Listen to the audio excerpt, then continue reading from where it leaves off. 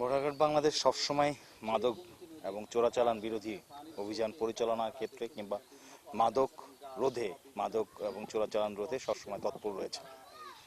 এই আপনারা আজকে এখানে যা দেখতে পাচ্ছেন, এটা আসলে তারই তৎপরতা একটি অংশ।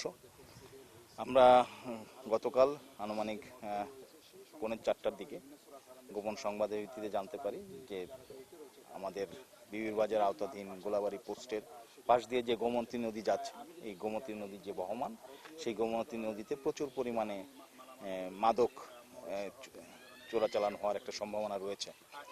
এই গোপন সংবাদের ভিত্তিতে আমাদের গোলাবাড়ি পোস্ট গতকাল রাত আনুমানিক 4:45টার দিকে একটি অভিযান পরিচালনা করে। সেই অভিযানে আমরা প্রচুর পরিমাণে মাদক এবং অন্যান্য চোরাচালান দ্রব্য আটক করতে সক্ষম হই।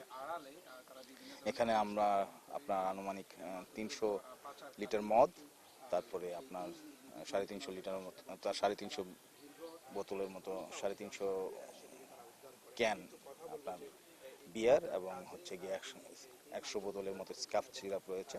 এছাড়া অন্যান্য চোরাচালান দ্রব্যাদি রয়েছে, যার আনুমানিক মূল্য 10 লাখের মতো।